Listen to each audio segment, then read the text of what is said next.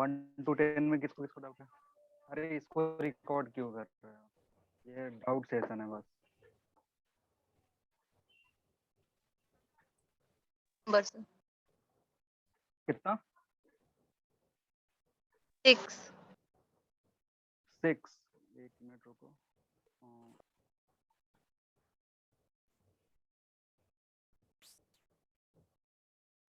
दिख रहा है बोर्ड या रुक गया?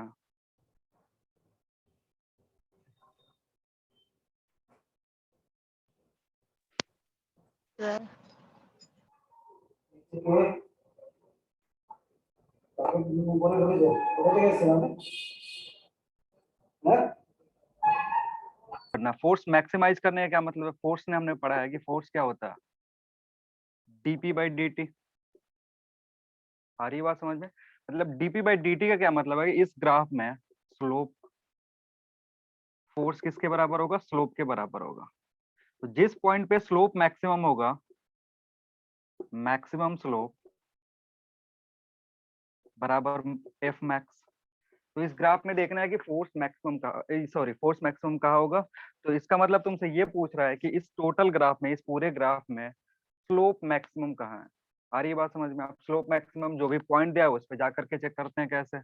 जिस पॉइंट पे, मान लो मैं रैंडम पॉइंट ले रहा हूँ, ऐसा पॉइंट दिया हुआ है, तो यहाँ पे टेंजेंट, फिर यहाँ पे टेंजेंट, इधर टेंजेंट, इधर टेंजेंट, और जिस टेंजेंट का एंगल ज्यादा होगा, जिस भी टेंजेंट का एंगल ज्यादा होगा उस पॉइंट पे स्लोप ज्यादा, यानी उस पॉइंट पे फोर्स ज्यादा। क्लियर है? Yes sir.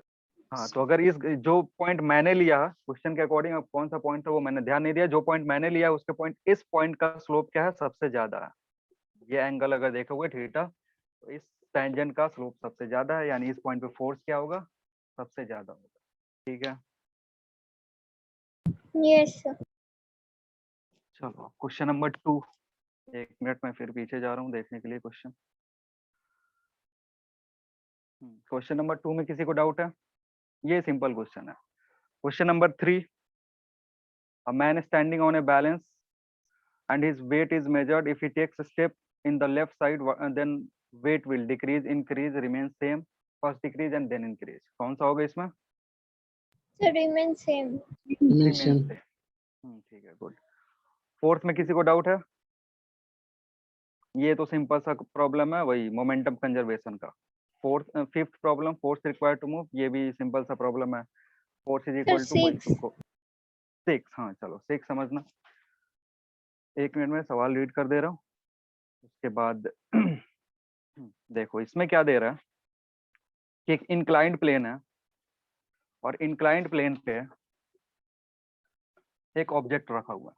ये एक इंक्लाइंड प्लेन है। सबसे पहले ये जो प्लेन था ये ऐसा था, इस तरीके का प्लेन है। जब हम एंगल इंक्रीज करेंगे तो क्या होगा? एंगल जब इंक्रीज करेंगे धीरे धीरे, एंगल को जब इंक्रीज करते हैं तो बॉडी ऐसा हो जाएगा। अब देखो इस केस में क्या होता है, ये जो पॉइंट है इसके अबाउट, ये mg, इस mg का दो कंपोनेंट, इधर mg cos थीटा दिख रहा है ना बोर्ड, और इधर yes sir. mg sin theta, ये दो फोर्सेस लगेंगे। और इसके बाद इधर से नॉर्मल n ऊपर, और इस पॉइंट पे फ्रिक्शन। अब देखो ऐसे केस में क्या होता है, जब बॉडी का शेप कुछ इस तरीके का हो, तो जब इंक्लाइंड प्लेन से उसको राइज करते हैं तो स्लाइड करने से पहले टोपल कर जाता है। टोपल का मतलब समझते हो? ये क्या करेगा, इधर से ऐसे गिर जाएगा, सीधे स्लाइड नहीं करेगा, इधर से क्या होगा, सीधे टोपल कर जाएगा, क्योंकि इस पॉइंट के अबाउट टॉर्क आएगा।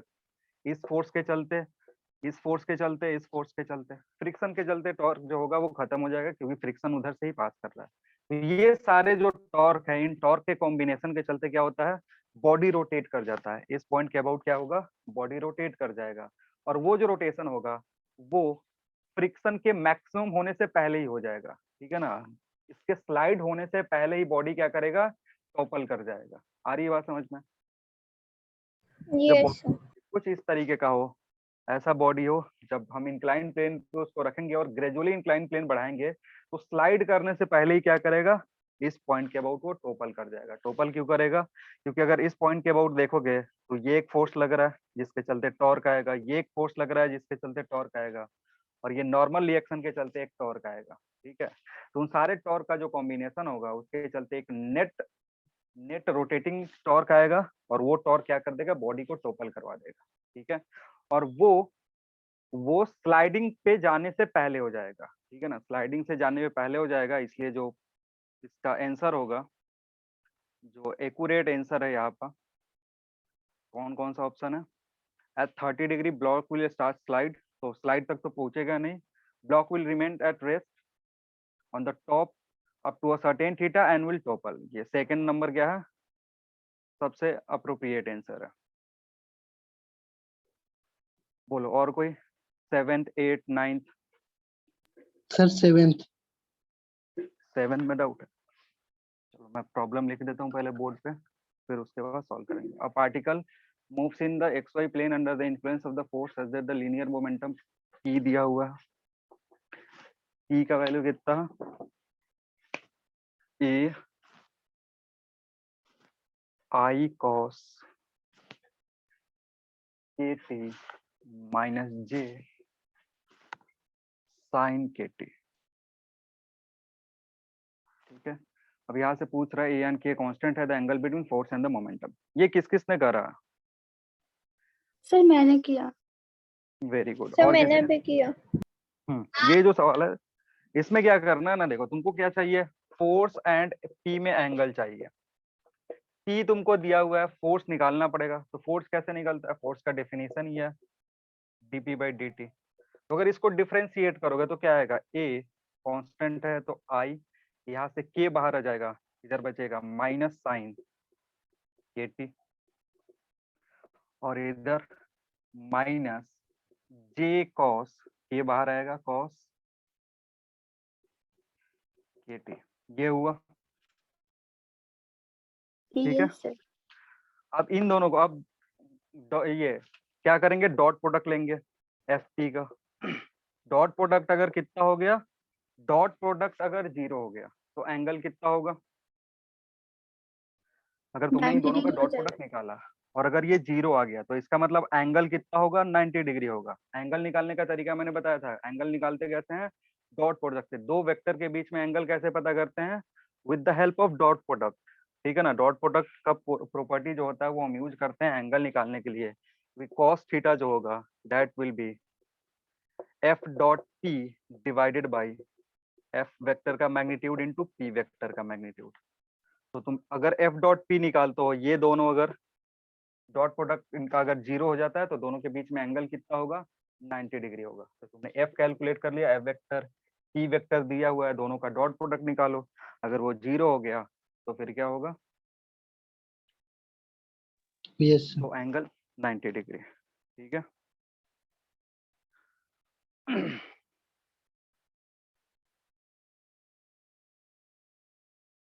8th हुआ, 8th तो सिंपल सा प्रॉब्लम है। फर्स्ट लॉ क्या डिस्क्राइब करता है, इनर्शिया डिस्क्राइब करता है। 9th करा है किसी ने,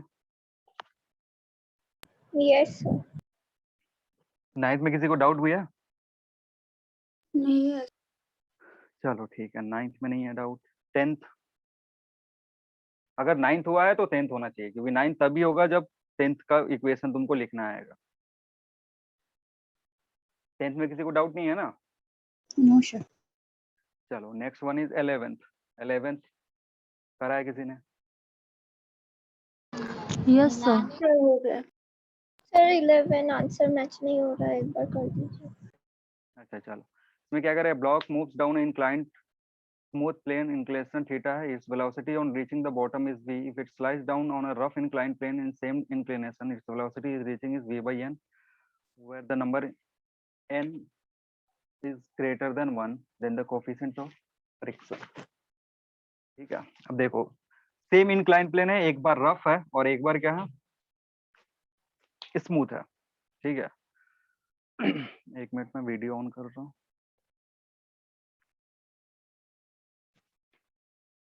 हाँ समझना, सेम इंक्लाइन प्लेन है, एक बार स्मूथ करके रखा हुआ, और जब स्मूथ करके रखा हुआ है तो यहाँ जब ब्लॉक आ रहा है तो उसका वेलोसिटी कितना है, v है। दूसरी बार इसी को क्या कर दिया, रफ कर दिया।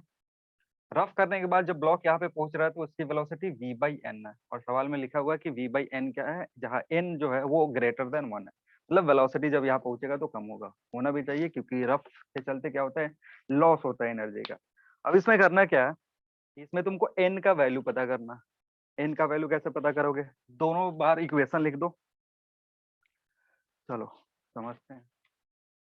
अगर इस केस में इक्वेशन लिखोगे, इस केस में इक्वेशन लिखोगे तो इधर का जो मोशन होगा वो कितने के एक्सीलरेशन से होगा, a equals to g sin theta से। जब किसी भी इंक्लाइंड प्लेन पे किसी ब्लॉक को रिलीज करते हैं, किसी भी इंक्लाइंड प्लेन पे किसी ब्लॉक को रिलीज करते हैं, तो इंक्लाइंड प्लेन के अलोंग उसका जो एक्सेलरेशन होता है वो कितना होता है, बोलो। इंक्लाइंड प्लेन के जी साइन थीटा, ये एक्सेलरेशन है तुम्हारा। तो यानी अगर तुम यहाँ से लिखोगे v इक्वल्स टू, या v square is equal to u square plus 2s, किसी भी से भी सॉल्व कर सकते हो इसको। अब देखो यहाँ क्या क्या सेम है, इंक्लाइन रफ पे रखो या स्मूथ पे रखो, इनिशियल स्पीड क्या है, 0 है, रिलीज कर रहे हो ये 0 है। एस को सेम रखेंगे क्योंकि इंक्लाइन प्लेन सेम है, तो वी स्क्वायर यहाँ से क्या होगा 2 जी साइन थीटा एक केस में इंटू एस, ये तुम्हारा एक इक्वेशन। ठीक है, दूसरा इक्वेशन कहाँ से आएगा, जब ये रफ हो जाएगा उस केस में एक्सेलरेशन कितना होगा। तो जब रफ होता है तो एक्सेलरेशन कितना होता है, रफ के केस में एक्सेलरेशन कितना होता है, डायरेक्ट फॉर्मूला किसी को पता, अगर इंक्लाइन प्लेन रफ हो गया तो उस केस में एक्सेलरेशन कितना होगा, नहीं आइडिया है किसी को, चलो समझ लो कितना होगा। देखो अगर ये जो ब्लॉक है इस पे फोर्सेस की बात करोगे तो इधर क्या लगेगा, mg sin थीटा, इधर फ्रिक्शन लगेगा, और फ्रिक्शन की वैल्यू कितनी होगी, म्यू एन होगा। ठीक है, जहां एन क्या है, n is equal to mg m cos theta. Cos theta. तो अगर एक्सेलरेशन निकालना है ए, तो m इंटू ए किसके बराबर होगा, mg sine theta minus mu mg cos theta, ये है तुम्हारा। तो यहाँ से एक्सेलरेशन कितना आएगा, acceleration will be g sine theta minus mu g cos theta. तो इसको याद रखेंगे कि जब भी इंक्लाइंड प्लेन रफ दे देगा, जब भी इंक्लाइंड प्लेन कैसा हो गया, रफ हो गया, तो जो एक्सेलरेशन होगा वो कितना होगा, g sine theta minus mu g cos theta. पहले क्या था, बस एम जी साइन थीटा था, उसके चलते जी साइन थीटा एक्सेलरेशन आ रहा था, लेकिन जैसे ही फ्रिक्शन आएगा पीछे की तरफ एक फोर्स लगेगा, उसके चलते एक्सेलरेशन डिक्रीज होगा, और फाइनल एक्सेलरेशन कितना होगा on rough plane, on rough plane होगा g sine theta minus mu g cos theta. Clear है। Yes sir. दूसरे केस में क्या करेंगे, दूसरे केस में जब हम पुट करेंगे वेलोसिटी के लिए, तो यहाँ क्या पुट करोगे, दूसरा एक केस होगा v by n square is equal to 2 g को कॉमन कर सकते हो, sine theta minus mu cos theta into s. ये रिलेशन है तुम्हारा, ये इक्वेशन नंबर 2। ठीक है, अब यहाँ पे तुमको करना क्या है, इन दोनों का रेशियो ले लो, इन दोनों का रेशियो ले लो, जी कैंसिल आउट हो जाएगा, जी टू टू कैंसिल आउट हो जाएगा, हमारे पास एस भी कैंसिल आउट हो जाएगा, तो क्या बचेगा, अगर इन दोनों का रेशियो लेते हो तो हमारे पास बचेगा n square is equal to, n नीचे है ऊपर चला जाएगा, एन स्क्वायर ऊपर साइन थीटा, नीचे बचेगा sine theta mu cos theta. ठीक, अब तुमको म्यू कैलकुलेट करना है, तो म्यू कैलकुलेट करना है तो एक काम करो, इस साइन थीटा से ऊपर नीचे डिवाइड कर दो, साइन थीटा से ऊपर नीचे डिवाइड करोगे तो ये क्या हो जाएगा, 1 minus mu cot theta is equal to 1 by n square.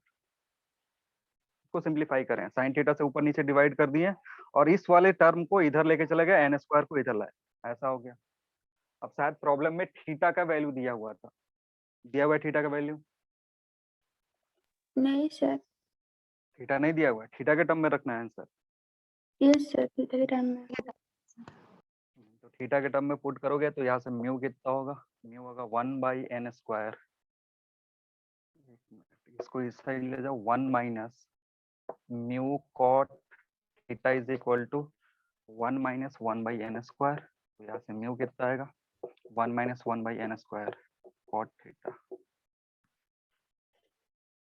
Sir tan ठीक है, थीटा होगा। tan थीटा, हाँ सॉरी, उधर जाएगा तो tan हो जाएगा, tan थीटा। ये ऑप्शन में नहीं है ऐसा कुछ, हाँ सर। बोलो, जिसको डाउट था क्लियर हुआ। Yes, sir. ठीक। सर 12 नहीं हुआ। क्या नहीं, 1 मिनट देख।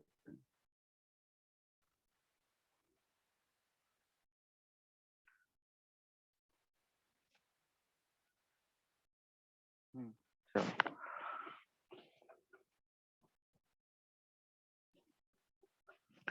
सवाल मैं एक बार रीड कर दे रहा हूँ। A shell is fired from a cannon with a velocity v at an angle theta with horizontal direction. At the highest point of its path is exploded into 2 pieces of equal mass. One of the piece retraces its path to the cannon and the speed in meter per second. The piece immediately after the explosion. हम चलो इसमें क्या है समझते हैं पहले क्या हो रहा है। ये प्रोजेक्टाइल का कॉम्बिनेशन दिया है कोलिजन के साथ। ये जो सवाल है इसमें प्रोजेक्टाइल को कंबाइन कर दिया किसके साथ, कोलिजन के साथ। अब समझो क्या हो रहा है। कह रहा है कि एक प्रोजेक्टाइल मोशन हो रहा था, जब एक सेल था उसको फायर करे तो वो अपने हाईएस्ट पॉइंट पे जाकर क्या हो गया, एक्सप्लोड कर गया। हाईएस्ट पॉइंट पे क्या होगा, एक्सप्लोड कर गया। और एक्सप्लोड जिस टाइम किया उसके जस्ट पहले जो वेलोसिटी होगा वो कितना होगा, v cos थीटा, क्योंकि हाईएस्ट पॉइंट पे वेलोसिटी का एक ही कंपोनेंट होता है। ठीक है, हाईएस्ट पॉइंट पे क्या होगा, बस तुम्हारे पास v cos थीटा होगा। अब v cos थीटा पर जैसे ही था उस पॉइंट पे एक्सप्लोड हो गया। 2 मासेस में, अगर मास m था तो 2 मास में एक्सप्लोड हुआ और एक मास इस पाथ को रिट्रेस करा। मतलब एक मास क्या हुआ, वापस ऐसा का ऐसा ही आ गया। एक जो मास है उसने क्या करा, सेम टू सेम पाथ को फॉलो किया, वापस आ गया। तो तुमको वेलोसिटी कैलकुलेट करना है। अब करना क्या है, सबसे पहला चीज यहाँ पे मोमेंटम कंजर्व कर सकते हो। मोमेंटम कंजर्व करोगे तो दोनों मास का तुमको वेलोसिटी मिलेगा कि ये मास इधर कितना से जाएगा, ये मास इधर कितना से जाएगा। तो समझो पहले क्या करोगे, पहले सिचुएशन में अगर बॉडी का मास m है तो इनिशियल मोमेंटम कितना होगा, एम भी कॉस थीटा। ये बराबर किसके होगा, m/2 v1 minus m/2 v2। ये कहाँ से लिख रहे हैं, sir momentum conservation. Momentum conservation से। अगर इसका स्पीड v1 ले रहे हो या इसका स्पीड v2 ले लो, इधर जो जा रहा है उसका v1 ले रहा है, तभी ये m2 v2 के साथ क्या आया, माइनस साइन आया। क्योंकि अगर इस डायरेक्शन को पॉजिटिव ले रहे हो तो जो अपोजिट वाला डायरेक्शन होगा उसको क्या लेंगे, नेगेटिव लेंगे। तो यहाँ से एक इक्वेशन तुमको मिलेगा, v1 minus v2 is equal to how much, v cos theta 2v cos theta, 2v cos theta. ये एक रिलेशन हुआ तुम्हारा। अब दूसरा रिलेशन कहाँ से निकलेगा, दूसरा रिलेशन, अब देखो ये जो क्वेश्चन है ये एनर्जी लॉस का क्वेश्चन है, क्योंकि यहाँ पे एक्सप्लोजन होगा, एनर्जी लॉस होगा, तो तुम एनर्जी कंजर्व कर नहीं सकते हो। जब एनर्जी कंजर्व नहीं कर सकते हैं तो हम किसके पास जाते हैं, न्यूटन के पास जाते हैं। लेकिन न्यूटन का कोफिशिएंट ऑफ रेस्टिट्यूशन यहाँ नहीं दिया हुआ है, तो फिर कैसे कैलकुलेट करोगे, कैलकुलेट करेंगे इसको हम प्रोजेक्टाइल से, क्योंकि बता रहा है कि ये जो पार्टिकल है ये क्या कर रहा है, वापस आ गया, इसी पाथ को रिट्रेस करके क्या करा, वापस आ गया। तो अगर इस पाथ को रिट्रेस कर रहा है तो इस पार्टिकल की वेलोसिटी कितनी होनी चाहिए, पाथ को रिट्रेस करने के लिए v2 का वेलोसिटी कितना होना चाहिए, थीटा। v2 का वेलोसिटी होना चाहिए इसके अपोजिट डायरेक्शन में v cos थीटा के बराबर। आ रही बात समझ में, तभी वो इस पाथ को क्या करेगा, रिट्रेस करेगा। ठीक है, लॉजिकल है कुछ। हाइट h से ऊपर गया है ना, h हाइट से ऊपर गया है, इसको फिर फेंक के यहीं पे लाना है, तो जिस स्पीड से उधर जा रहा था उसी स्पीड से क्या होगा, नीचे आएगा, तब इस पाथ को रिट्रेस करेगा। ठीक है, तो अगर ये पार्टिकल का वेलोसिटी हमें पता चल गया तो हम v1 कैलकुलेट कर सकते हैं कि v1 का वेलोसिटी कितना होगा। ये v cos थीटा क्यों हुआ ये समझ में आ रहा है, v2 Yes, को sir. हम v Yes. cos थीटा क्यों ले रहे हैं, क्योंकि ये पाथ को क्या कर रहा है, रिट्रेस कर रहा है। पाथ रिट्रेस कब करेगा, जब इसकी वेलोसिटी इस पॉइंट पे v cos थीटा के बराबर होगी, क्योंकि हाईएस्ट पॉइंट पे v cos थीटा था, उसी पॉइंट पे ब्रेक कर गया, तो हाईएस्ट पॉइंट पे जब पहुंचा तो उसकी वेलोसिटी इतना है। पाथ कौन सा फॉलो किया, ये। अगर इस पाथ को रिट्रेस करना है तो इस v2 की वेलोसिटी कितनी होनी चाहिए, v cos थीटा के बराबर होनी चाहिए। अब ये इक्वेशन तुमको मिला हुआ है, यहाँ पे v2 कितना रखोगे, v cos थीटा रखोगे तो v1 आ जाएगा। ठीक है, ये जो सवाल था इसमें कोलिजन का थोड़ा सा कंसेप्ट था और थोड़ा सा प्रोजेक्टाइल मोशन का कंसेप्ट था। बाकी काम इसको सॉल्व कर दोगे, बस छोटा सा इक्वेशन है उसको लिख सकते हो। बोलो जिसका डाउट से क्लियर हो गया। Yes sir. 13, 14, 15 में कोई दिक्कत? Sir 13 Yes, sir. कौन सा 13 करना? Yes sir. चलो एक बार मैं सवाल बोर्ड पे ड्रॉ कर दे रहा हूँ, फिर उसके बाद देखते हैं क्या पूछ रहा है। Acceleration of the system shown in the figure.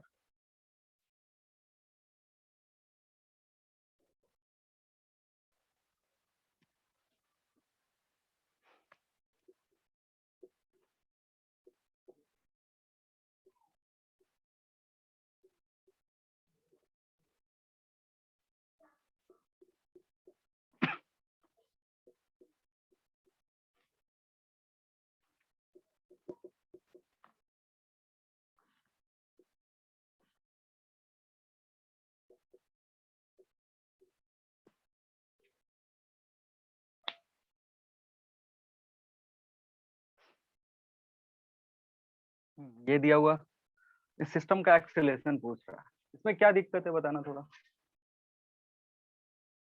तो आंसर किसी वजह से मैच नहीं कर रहा है। आंसर मैच नहीं कर रहा है, चलो देखते हैं। नेक्स्ट आ रहा है जी इंटू 10/7 आ रहा है। अच्छा चलो देखते हैं इधर कितना आएगा। mg सीधे वैल्यू रख दो 10g/2 इधर होगा, और इधर टेंशन T लग रहा है। मान लो ये बॉडी इधर की तरफ A से एक्सेलेरेट कर रहा है, तो इसका जब फ्री बॉडी डायग्राम बनाओगे ऊपर कितना होगा? ऊपर होगा T, नीचे होगा 7.5 इंटू जी, और ये नीचे की तरफ एक्सेलेरेट करेगा। जब इक्वेशन लिखोगे यहाँ से, तो equation will be 5g minus t is equal to 10a, और next one will be 7.5g। Sorry ये दोनों का एक्सेलेरेशन मैंने सेम ले लिया है, इसको ऊपर कर दो ये से, तो ये होगा t minus 7.5g is equal to 7.5a। तो सिंप्लीफाई करने के लिए इसको कैंसिल आउट करोगे,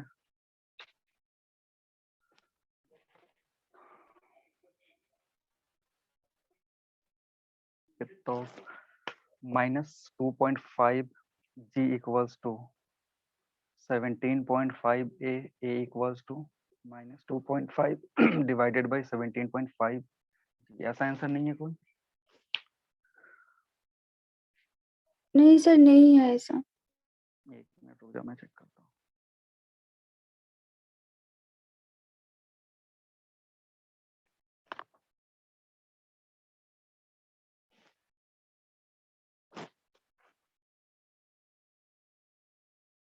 ये एक बार सिंप्लीफाई करो कितना आ रहा है। अगर इसको 5 से करोगे 5 35 g/7 है, तो माइनस g/7 लास्ट ऑप्शन। 25 से 175 कितना टाइम्स में जाएगा? Okay sir. इसको बस सिंप्लीफाई करना था, और माइनस बस आने का मतलब है कि एक्सीलरेशन का डायरेक्शन हमने उल्टा लिया है। अच्छा तुम लोग सब कुछ ये 17.5 मैच करा है और लास्ट ऑप्शन तक पहुंचे ही नहीं। हाँ सर, वो 17.5 नहीं है तो। अरे नहीं, थोड़ा सा और सिंप्लीफाई करके देख लो। चलो नेक्स्ट नेक्स्ट कौन सा डाउट है? 17।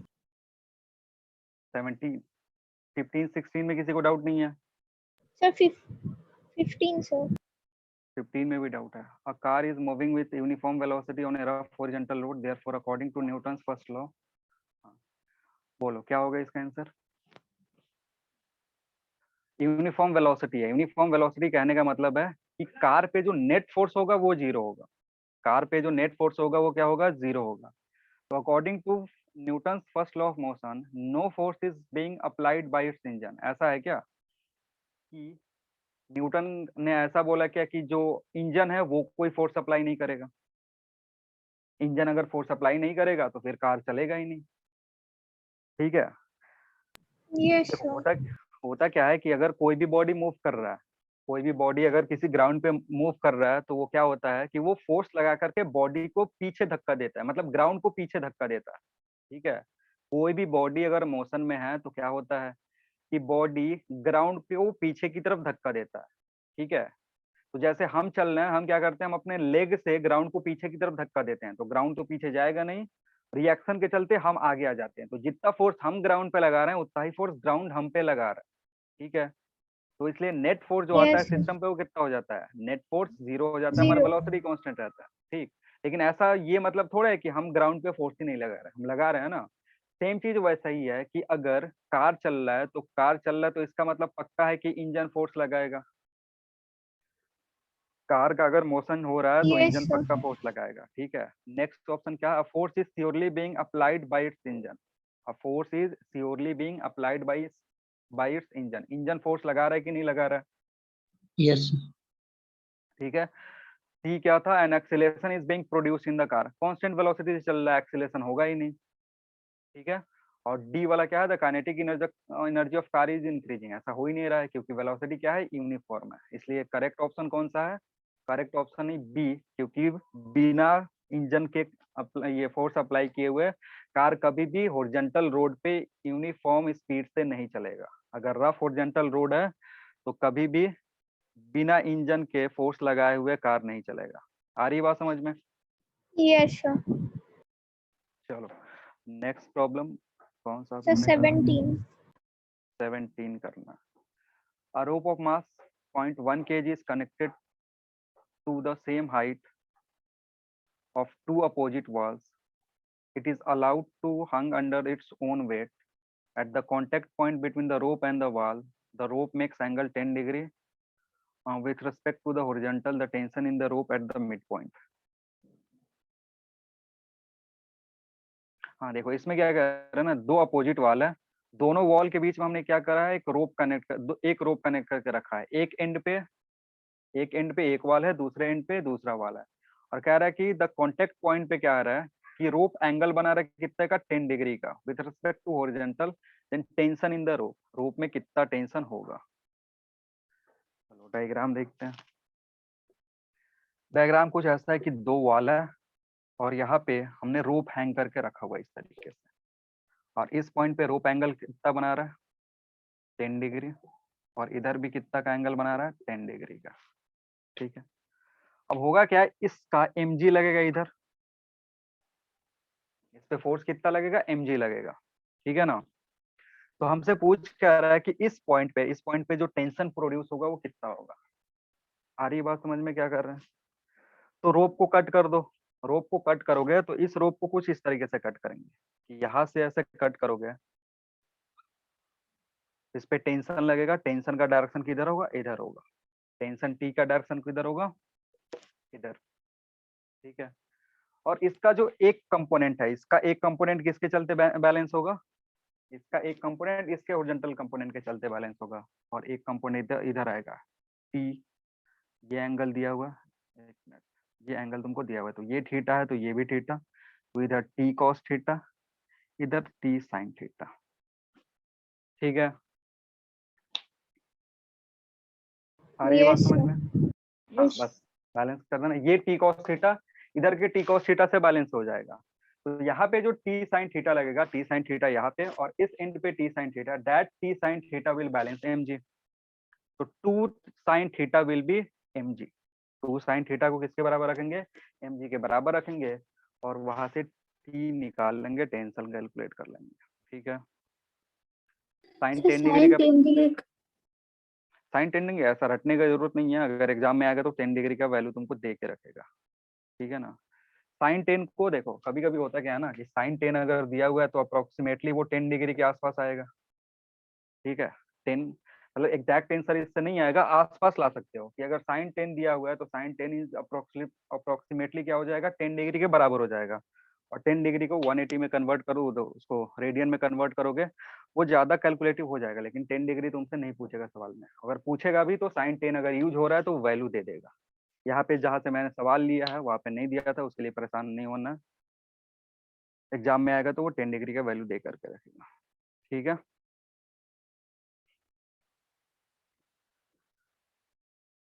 और बोलो 18, आवाज आ रही है? सर 19 19 क्या है, 24 kg block resting on a floor has a rope side or in top, the maximum tension the rope can withstand without breaking, the minimum time. हाँ, चलो ये बढ़िया सवाल है।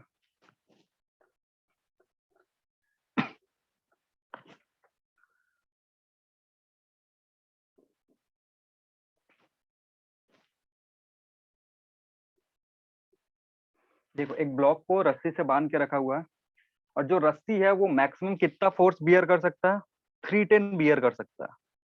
ठीक है ना, जो भी रस्सी है वो क्या कर सकता है, मैक्सिमम 310 बियर कर सकता है। पूछ रहा है find the minimum time in which the block can be lifted a vertical distance of 4.6 metre से इसको राइज करना है, तो उसके लिए मिनिमम टाइम निकालना है। समझते हैं इसमें क्या करना है। चलो ये ब्लॉक है, इसका मास कितना था, 24 kg था। और टी मैक्सिमम जो हो सकता है, टी मैक्सिमम कैन बी 310। अब देखो हमें क्या करना है, इतना डिस्टेंस कवर करना है और इतना डिस्टेंस कवर करने के लिए कम से कम टाइम लेना है। तो समझना यू यहाँ पे क्या है, 0 है, यू की वैल्यू क्या है, 0 है।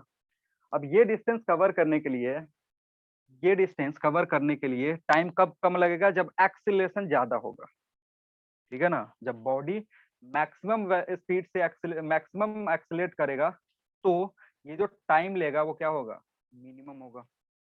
आ रही है बात समझ में? यस बॉडी पहले रेस्ट में था, ग्रेजुअली उसका स्पीड इंक्रीज कर रहा है, और स्पीड जो इंक्रीज कर रहा है अगर उसका रेट बहुत ज्यादा हो, तो स्पीड इंक्रीज करने का रेट मतलब एक्सेलरेशन। तो एक्सेलरेशन जब मैक्सिमम होगा तो उस केस में बॉडी जो ये डिस्टेंस कवर करेगा वो क्या होगा, सबसे जल्दी कवर करेगा। तो हमारा काम क्या है, हमारा काम है यहाँ पे एक्सेलरेशन निकालना। तो एक्सेलरेशन कैसे निकालोगे, देखो अब इस बॉडी का फ्री बॉडी डायग्राम बनाओगे, ऊपर कितना फोर्स लगेगा, नीचे क्या लगेगा, 240 न्यूटन। और अगर इसको एक्सेलेट कर रहे हो ए से, तो ए मैक्स निकाल रहे हो, इसका मतलब टी की वैल्यू जो होगी वो टी मैक्स के बराबर होगी। अगर मैक्सिमम एक्सेलेरेशन निकालना है तो उस मैक्सिमम एक्सेलेरेशन के केस में टेंशन तुम्हें क्या देना पड़ेगा, मैक्सिमम टेंशन अप्लाई करना पड़ेगा। ठीक है, आ रही बात समझ में? क्योंकि इसी फोर्स के चलते ये एक्सेलेरेशन रेगुलेट होगा, ये एक्सेलेरेशन चेंज होगा। तो अगर ये फोर्स मैक्सिमम है तो ये एक्सेलेरेशन भी मैक्सिमम होगा। आ रही बात समझ में क्या बोल रहा हूँ? यस यस टी मैक्सिमम कितना होगा, टी मैक्सिमम 310 न्यूटन हो सकता है। अब सिंपल है, यहाँ से एक्सेलरेशन कैलकुलेट कर सकते हो इजीली। तो 310 minus 240 is equal to 24 into a max. तो यहाँ से ए मैक्स कितना होगा, 35/12 कितना बोला सर, 35/12 35/12 मीटर पर सेकेंड स्क्वायर। अब जैसे ही हमें मैक्सिमम एक्सेलरेशन आ गया, हम टाइम कैलकुलेट कर सकते हैं। टाइम कैसे कैलकुलेट करोगे, s equals to ut plus half at square. ठीक है, एस तुमको दिया हुआ है, एस है 4.6, क्यू 0 है, 1/2 एक्सेलरेशन अभी तुमने कैलकुलेट करा 35/12 और टी कैलकुलेट कर। ठीक है, तो यहाँ से टी कैलकुलेट करोगे, सिंप्लीफाई करना पड़ेगा। सिंप्लीफाई करके देखो कितना है, क्या क्या ऑप्शन दिया हुआ, 1.2 1.3 7 seconds. 1.7 2.3। ठीक है, तो चलो इसको थोड़ा सोचते हैं कैसे इजी कर सकते हैं सिंप्लीफिकेशन इसका।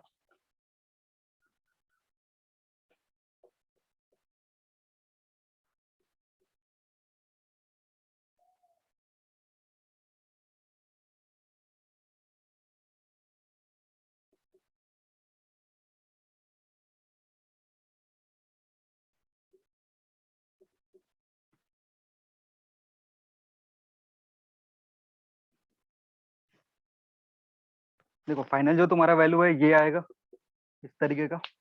देखो इसको क्या कर सकते हैं ना, 12 से सिंप्लीफाई करोगे, अप्रोक्सीमेट ही करेंगे, तो 12 से सिंप्लीफाई करेगा तो ये 2 होगा और ये 3 होगा।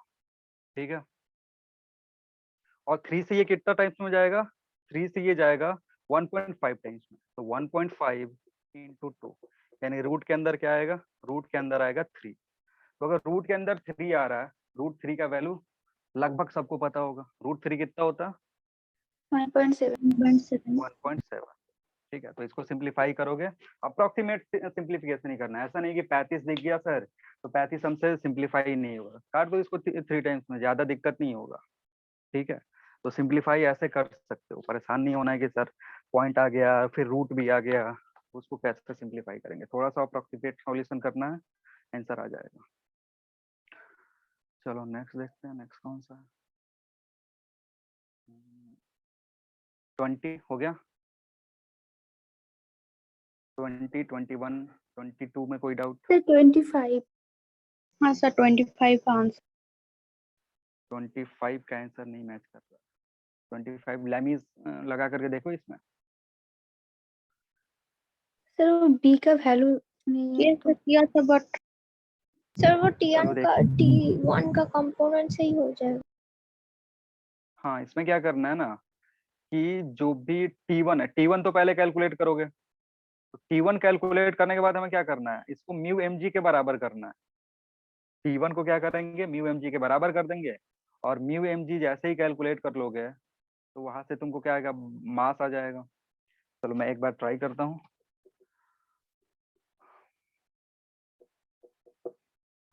और T1 is equal to mu mg, बाकी सारी जो चीजें दी है वो मैं ड्रॉ कर दे रहा हूँ। यहाँ पे क्या है, mgb लगेगा, इधर T2 लग रहा है, एंगल कितना देगा 45।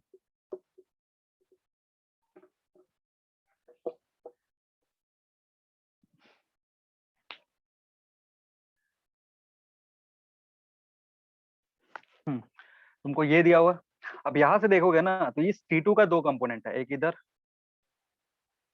T2 बाई रूट 2 और एक इधर T2 बाई रूट 2।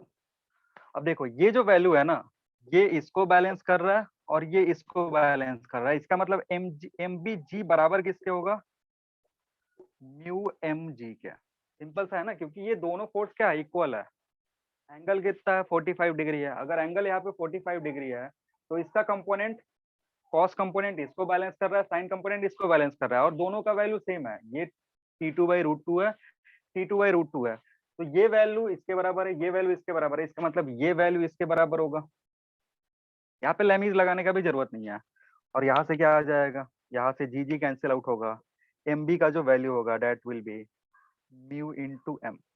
म्यू दिया हुआ तुमको, साथ ही साथ एम भी दिया हुआ है, तो एम भी कैलकुलेट कर सकते हो। ठीक है, ये सर। सर 26। पॉइंट 26 में क्या है, two blocks 4 kg and 2 kg are sliding down an inclined plane as shown in figure. The acceleration of 2 kg block.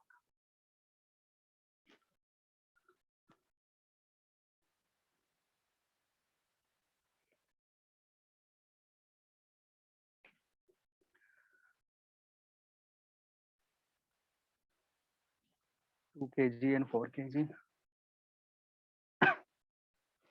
Mu कितना दिया हुआ है, mu is 0.3, mu is equal to 0.3। और क्या है,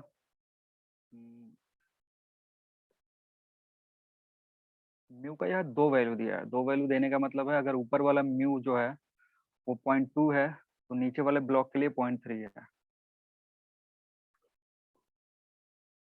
इसके लिए म्यू इज इक्वल टू 0.2 और दूसरे वाले के लिए म्यू इज इक्वल टू 0.3। तो हमें क्या कैलकुलेट करना है, एक्सेलरेशन ऑफ 2 kg ब्लॉक। चलो देखते हैं। देखो अब इसमें क्या करना है कि अगर ये ब्लॉक साथ साथ चल रहा होगा, अगर ये दोनों ब्लॉक साथ साथ चल रहा है तो दोनों का एक्सेलरेशन क्या होगा, सेम होगा। दोनों कितने से एक्सेलेरेट करेंगे, दोनों एक्सेलरेट करेंगे ए से। ठीक है, और यहाँ पे दो अगर म्यू दिया हुआ है 0.2 और 0.3, इसका मतलब 4 kg पे 0.3 लग रहा है म्यू, और 2 kg पे कितना लग रहा है, 0.2 लग रहा है। तो जब इसका फ्री बॉडी डायग्राम ड्रॉ करोगे तो देखो यहाँ पे क्या होगा, इधर की तरफ फोर्स लगेगा 40, जो भी थीटा यहाँ दिया हुआ है, साइन थीटा, 30 डिग्री में लिख रहा हूँ साइन थीटा। इधर की तरफ ये ब्लॉक है, इस पे नॉर्मल रिएक्शन लगाएगा तो इसको ऊपर वाले ब्लॉक से क्या लगेगा, ऊपर वाला ब्लॉक इसको किधर धक्का देगा, नीचे की तरफ। ऊपर वाला ब्लॉक इसको किधर धक्का देगा, नीचे की तरफ। तो इस पे नॉर्मल रिएक्शन जो लगेगा वो किधर की तरफ लगेगा, नीचे की तरफ लगेगा। और ये ए से एक्सेलेरेट कर रहा है, और साथ ही साथ इस पे फ्रिक्शन लगेगा पीछे। फ्रिक्शन की जो वैल्यू होगी वो 0.3 और 40 cos थीटा। ठीक है, दूसरे वाले ब्लॉक का अगर फ्री बॉडी डायग्राम ड्रॉ करोगे तो इसमें नॉर्मल रिएक्शन ऊपर की तरफ लगेगा। इसका जो मास है वो 20 sin थीटा इधर की तरफ। फ्रिक्शन अगेन इसका पीछे की तरफ लगेगा, लेकिन जो फ्रिक्शन होगा उसकी वैल्यू कितनी होगी, उसकी वैल्यू होगी 0.2 × 20 cos 60 डिग्री, और इसका एक्सेलेरेशन ए से हमने नीचे की तरफ माना होगा। आ रही बात समझ में क्या कर रहा हूँ? Yes. और नेक्स्ट अब तुमको क्या करना है, बस यहाँ से एक्सेलरेशन निकालना है। तो एक इक्वेशन यहाँ से, एक इक्वेशन यहाँ से। तो ये अलग अलग सिस्टम मान के भी कर सकते थे, एक सिंगल सिस्टम भी मान करके कर सकते थे। इस पूरे ब्लॉक को सिस्टम मानते, लेकिन जब फ्रिक्शन लगाते पीछे की तरफ ना, तो इस पे लगने वाला फ्रिक्शन और इस पे लगने वाला फ्रिक्शन दोनों को अलग अलग करते। आ रही बात समझ में? इसमें गलती क्या होगी ना, कोई अगर इसको कैलकुलेट करेगा अगर सिंगल सिस्टम मान करके, तो 60 × cos थीटा और सीधे म्यू कर देगा। लेकिन ये जो म्यू है दोनों ब्लॉक पे अलग अलग है, तो उसके अकॉर्डिंग हम पुट करेंगे। इस पे फ्रिक्शन जो लगेगा उसके लिए म्यू 0.3, इस पे जो फ्रिक्शन लगेगा उसके लिए म्यू कितना 0.2। फिर दोनों को सॉल्व करोगे, एक्सेलरेशन आ जाएगा। क्लियर? किसी ने करा था ये सवाल? Yes sir. Okay. ठीक है।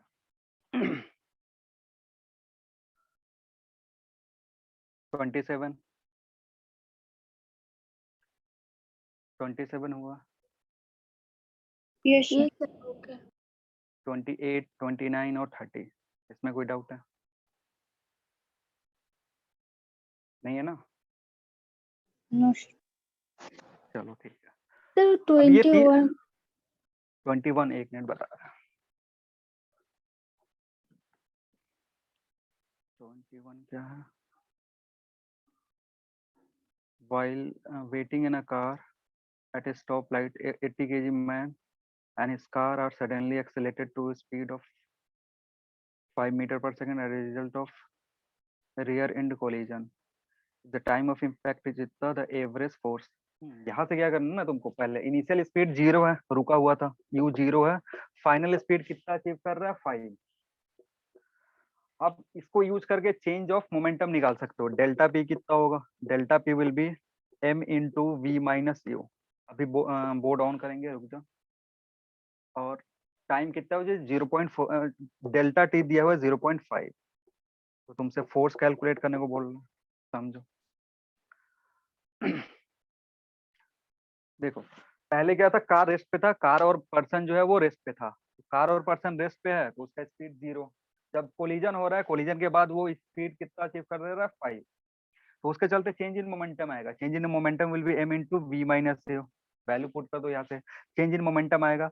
और डेल्टा टी, जो भी चेंज ऑफ मोमेंटम हो रहा है वो कितने सेकंड में हो रहा है, 0.5 सेकंड में हो रहा है। तो डेल्टा टी और डेल्टा टी से क्या आ जाएगा, फोर्स आ जाएगा। बस इसको सिंप्लीफाई कर देना। ठीक है? Okay sir. और किसी को कुछ डाउट? बोलो, कोई डाउट नहीं है ना?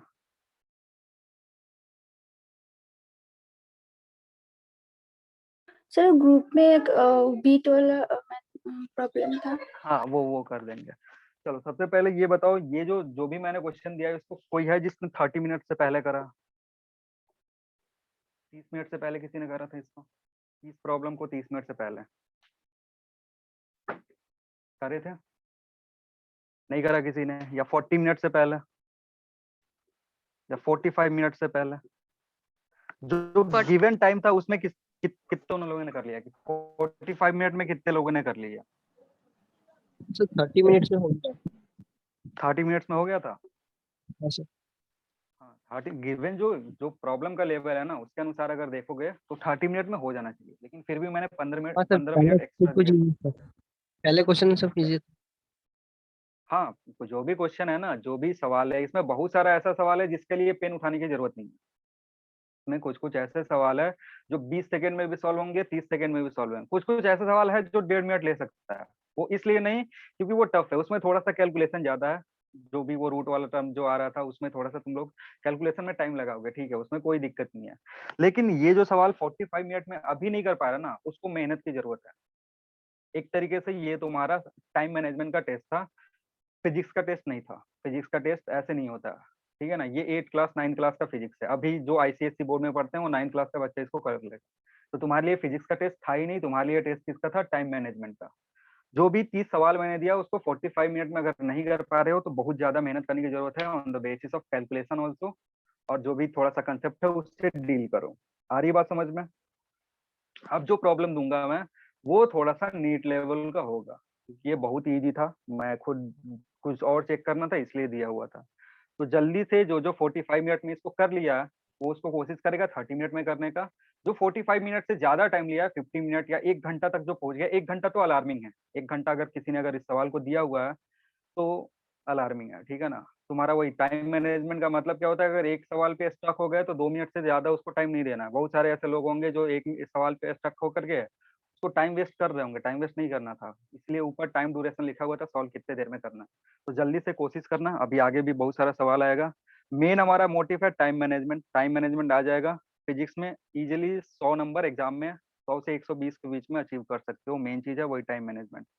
तो फिजिक्स पे वर्क करना है, वो मैं हेल्प करूंगा तुमको कैसे करना है। चलो जो इसमें डाउट आया वो सॉल्व कर देते हैं व्हाट्सएप पे। देखो किसी ने वो, अब जिसने पूछा है वो अवेलेबल है कि 30 नहीं, तारीख इसको को एक एग्जाम है सर, बहुत सारा चैप्टर है, तो सर प्रैक्टिस के टाइम मॉड्यूल का सारा क्वेश्चन प्रैक्टिस करें क्या? नहीं, सब नहीं करना है। देखो एक बार मॉड्यूल करे हो ना, एक बार मॉड्यूल करे हो, ये सर उसमें कुछ मतलब कुछ पूरा ऐसे नहीं हुआ है हाँ, तो कुछ कुछ होगा। कोई नहीं, जितना करे हो उतना ही। प्रीवियस ईयर तो करे हो ना, प्रीवियस ईयर सबसे जरूरी है, प्रीवियस ईयर करना है। और एक्सरसाइज 1 करना होता है। अगर मॉड्यूल में देखोगे तो 400-500 क्वेश्चन है, सब नहीं करना होता है, एक चैप्टर से रिलेटेड कम से कम तुमको एक्सरसाइज 1 करना होता है और प्रीवियस ईयर करना होता है। इन दोनों को खत्म ही करना है। प्रीवियस ईयर में क्योंकि जो 3B है वो तो अलग नहीं, 3B एग्जाम छोड़ का दो, हुआ, 3B नहीं, 3B नहीं, 3B सिर्फ नहीं, 3A। 3A, हाँ 3A करना है तुमको, और एग्जाम एक्सरसाइज 1 करना है, ठीक है। अगर ये करने का टाइम, ये करने के बाद अगर टाइम बच रहा है तो कहा जाओगे एक्सरसाइज 2 पे जाओगे, ठीक है। और नहीं बच रहा है तो इतना तो पक्का करना ही है। अब देखो, अब इसमें जो तुम सवाल करे हो ना, इसमें कुछ सवाल ऐसा हुआ होगा जो तुमसे एक अटेम्प्ट में नहीं हुआ होगा, या तो मेरे से पूछोगे या फिर इंटरनेट पे कहीं सर्च करके उसका आंसर लाओगे।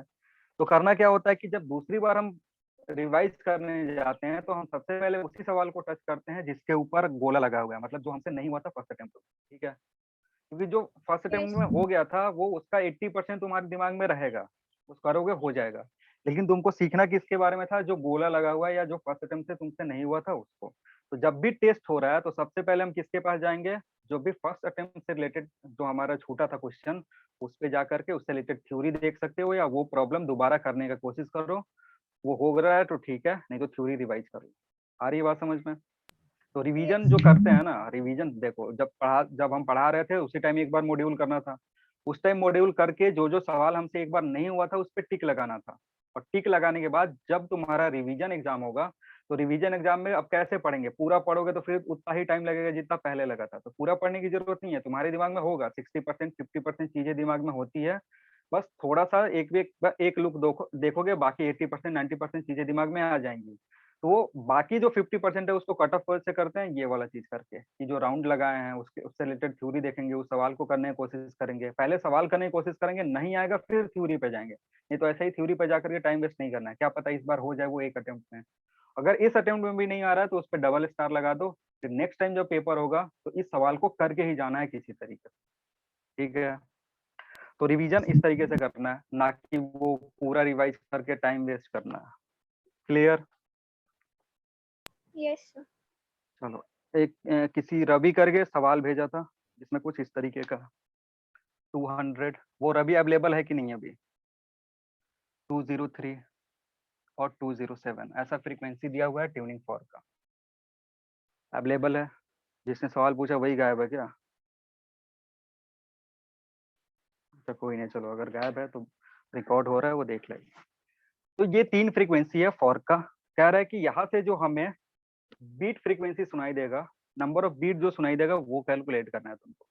देखो यहाँ जो गैप्स है ना, गैप्स क्या है तुम्हारे, अनइवन है। यहाँ 3 है, यहाँ पे गैप कितना है, 4 है, और इन दोनों के गैप के बीच में गैप कितना है, 7 है, ठीक है। तो देखो अगर 2 ट्यूनिंग फॉर्क रहता, मान लो ये दोनों ट्यूनिंग फॉर्क रहता, तो हमें कितना बीट सुनाई देता?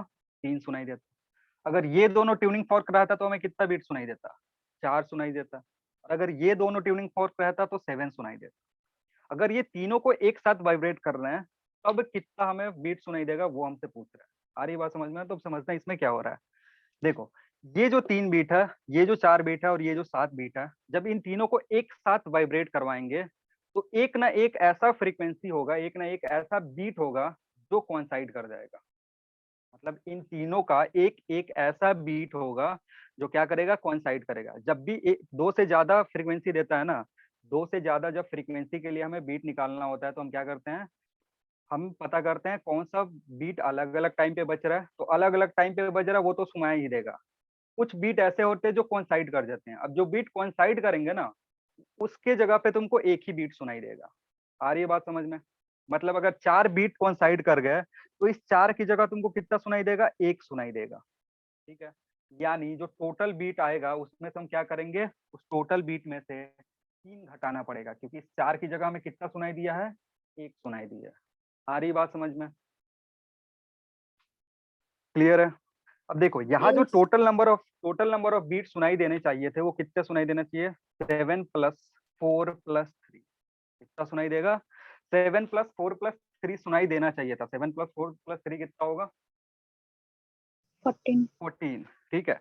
लेकिन 14 सुनाई नहीं देगा, क्योंकि यहाँ जो 3 ट्यूनिंग फॉर्क है ना, इसका एक एक बीट एक दूसरे से कोइंसाइड कर गया। मतलब इसका एक बीट, इसका एक बीट, इसका एक बीट क्या हो गया? कोइंसाइड कर गया। और वो तीनों कोइंसाइड करके कितना बीट सुनाई दे रहा है? एक बीट सुनाई दे रहा है। तीनों कोइंसाइड करके कितना सुनाई दे रहा है? एक। मतलब 2 बीट का लॉस हो गया। तो 2 बीट का लॉस हो गया तो इसमें से 2 माइनस करेंगे तो टोटल जो बीट सुनाई देगा वो कितना सुनाई देगा? 12 सुनाई देगा। आ रही है बात समझ में?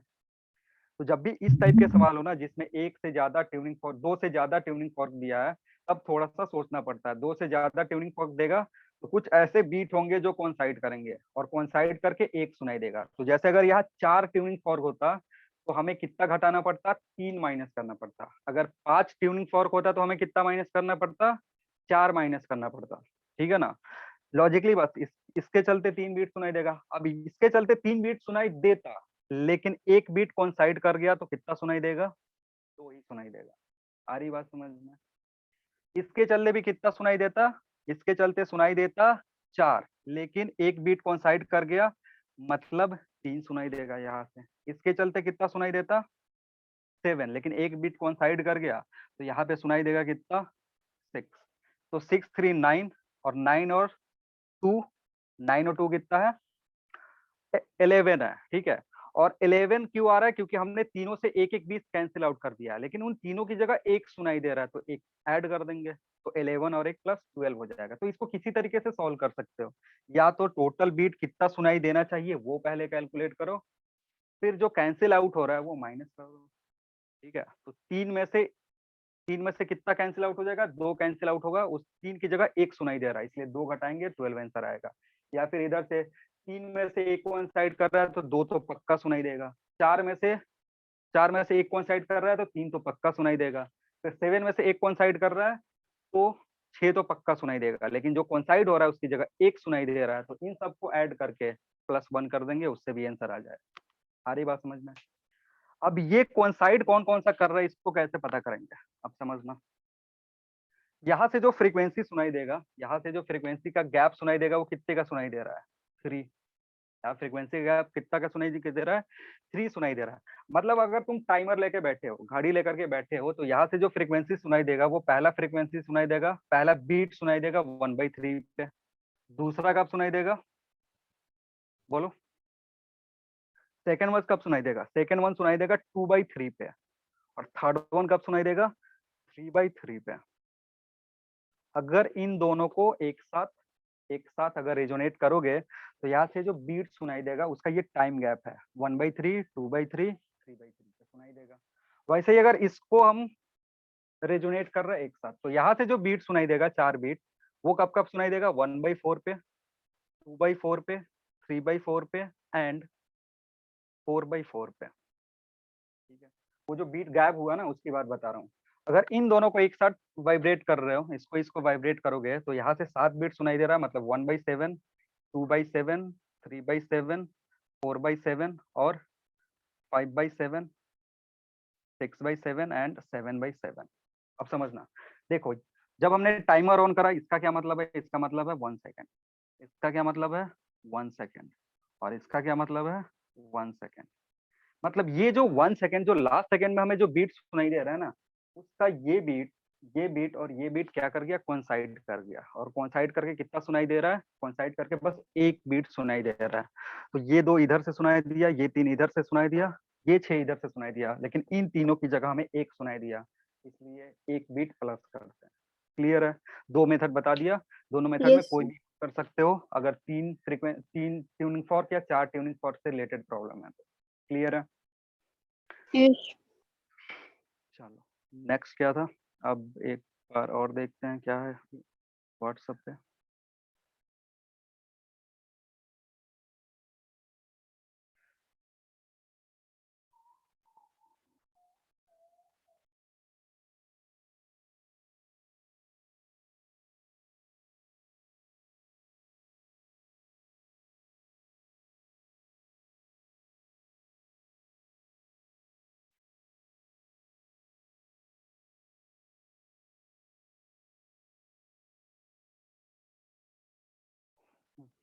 एक सवाल है यहाँ पे, सबको एक बार देख लो। Two solid pieces, one of steel and other of aluminium, when immersed completely in water have equal weights, when the solid pieces are weight in air, तो रिलेशन बताना।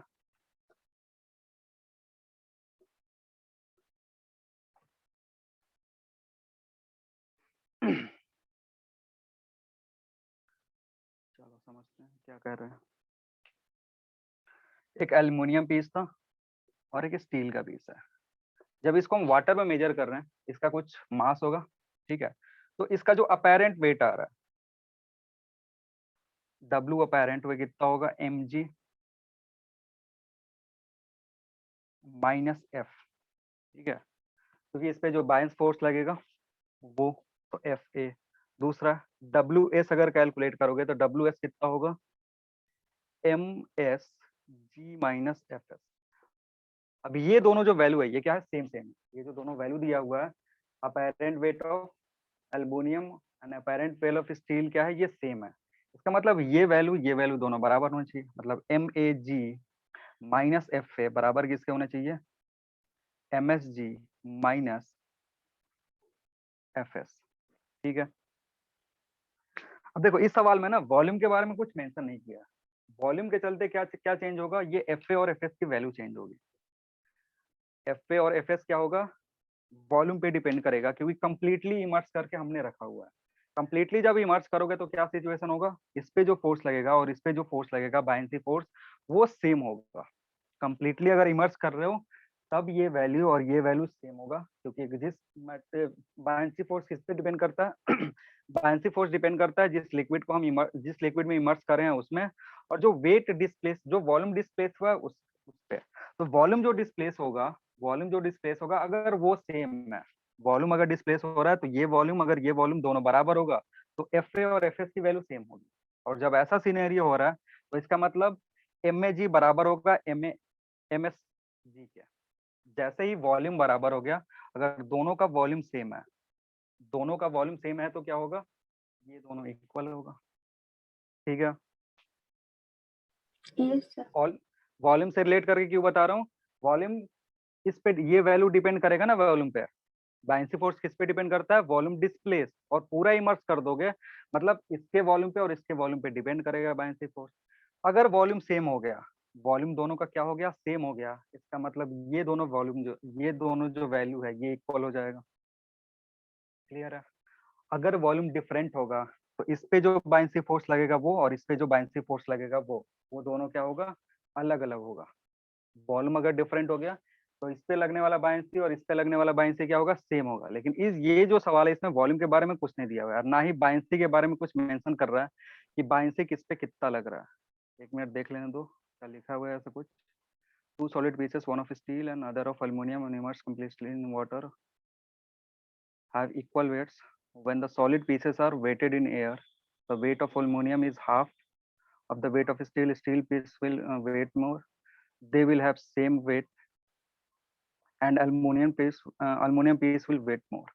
ठीक है, अब देखो वही मैं बोल रहा हूँ कि अगर वॉल्यूम दिया रहता तब हम कंक्लूजन क्या निकालते कि Ma is equal to mg msg, volume same होता तब।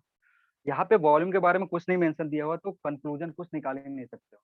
वॉल्यूम अगर मेंशन नहीं किया है तो कंक्लूजन नहीं निकाल सकते हो कि इसका वॉल्यूम कितना है या इसका वॉल्यूम कितना है। और नहीं तो अगर कंक्लूजन निकालना है तो तुम्हें रो ए और रो एस का वैल्यू पता होना चाहिए। एल्युमिनियम का कितना डेंसिटी होता है और स्टील का कितना डेंसिटी होता है वो तुमको पता होना चाहिए। फिर यहाँ पे पुट करोगे मास की जगह रो ए वी ए, ठीक है। फिर इधर पुट करोगे, यहाँ पे क्या पुट करोगे, सॉरी इधर जी रखो, यहाँ पुट करेंगे rho of water B of aluminium into G, ये बराबर किसके होना चाहिए, ये बराबर होना चाहिए और यहाँ A rho of S B of S ji minus rho of water B of S into G, ठीक है। अब इसको सॉल्व करने के लिए इन दोनों का वॉल्यूम का तुमको रिलेशन पता होना चाहिए, और ना तो सवाल में इस वॉल्यूम का रिलेशन दिया हुआ है ना तो डेंसिटी का रिलेशन दिया है। तो हम क्या मान के चलेंगे, वॉल्यूम को कांस्टेंट मान के चलेंगे। वॉल्यूम अगर दोनों का सेम है तो जो वेट एयर में आएगा वो दोनों पे वो भी सेम आएगा, ठीक है। और नहीं तो फिर इस सवाल का कोई कंक्लूजन नहीं निकलेगा।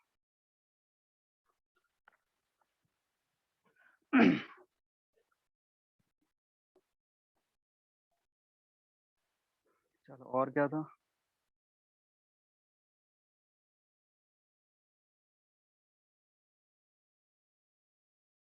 a wooden block with a coin placed on its top floats in water. The H and L are shown in figure. After some time coin falls in the water, then समझो इसमें क्या हो रहा है।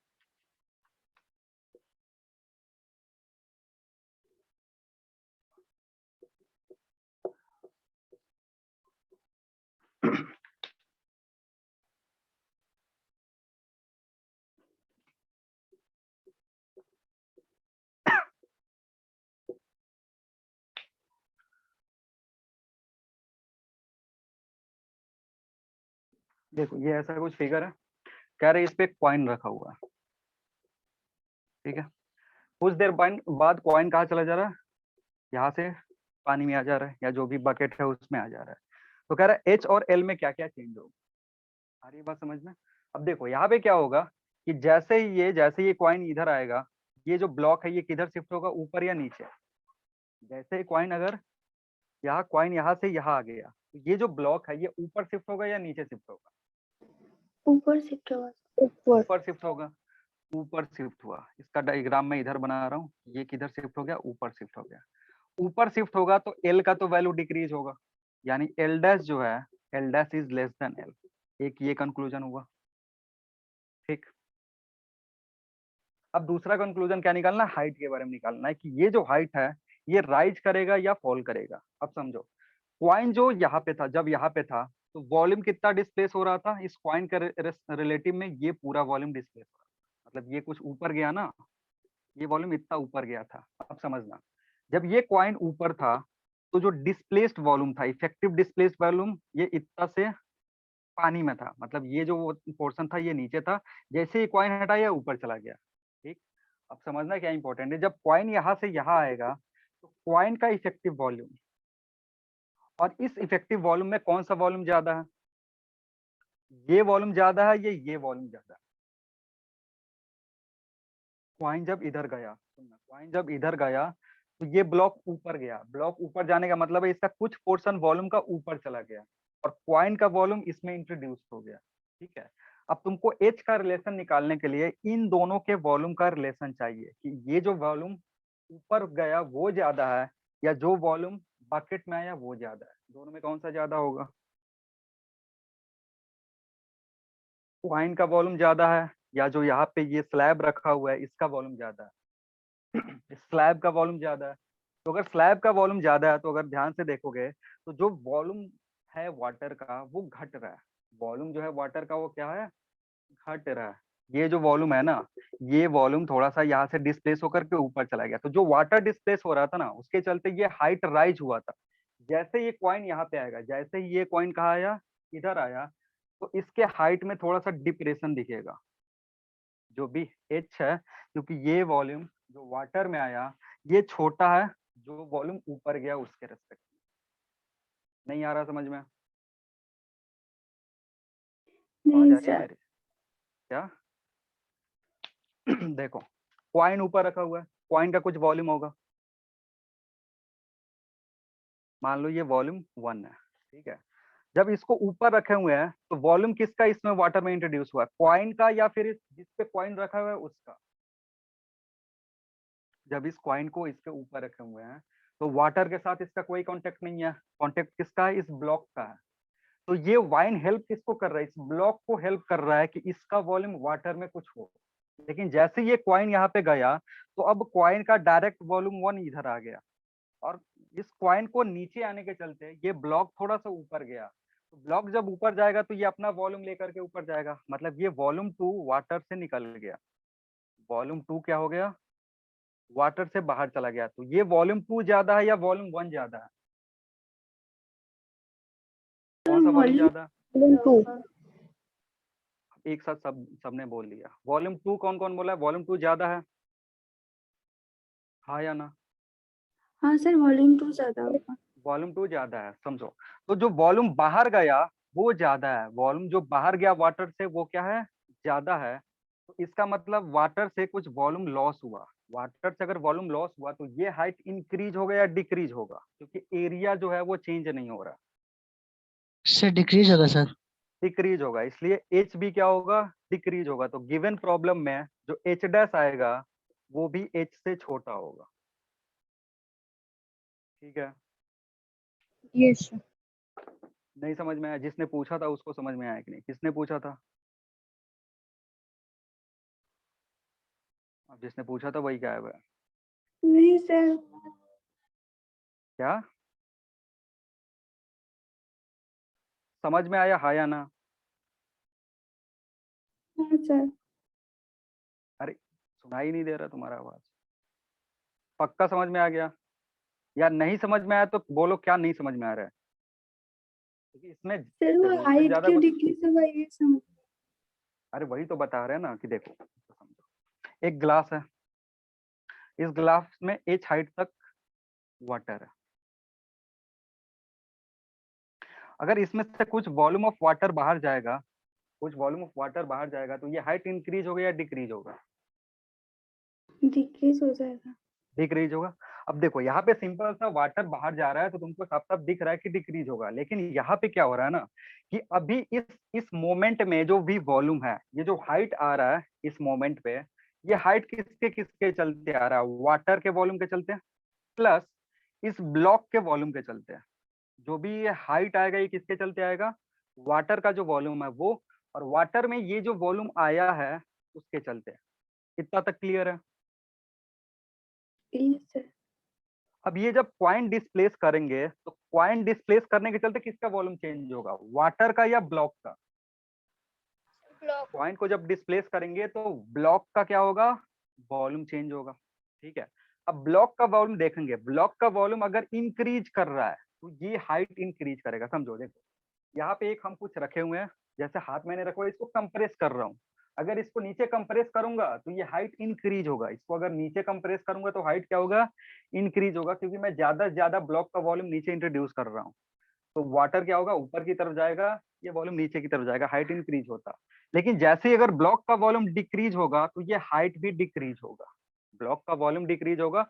अगर मैं इसको ऊपर खींचूंगा, ऊपर खींचूंगा तो क्या होगा, ये हाइट जो होगा वो नीचे की तरफ जाएगा, ठीक है ना। ये खुद से करके देख सकते हो कि ग्लास पे एक फुल वाटर फिल कर लो और उसमें क्या करो, कोई भी जो तुम्हारे पास क्या बोलते हैं जो फ्लोट कर सकता है वाटर के ऊपर उसको रखो, नीचे प्रेस करोगे तो हाइट जो ग्लास का होगा वो क्या होगा, इंक्रीज होगा। और जब उस जो फ्लोटिंग मटेरियल है उसको ऊपर खींचोगे तो हाइट डिक्रीज होगा। उसी से इसको समझना है।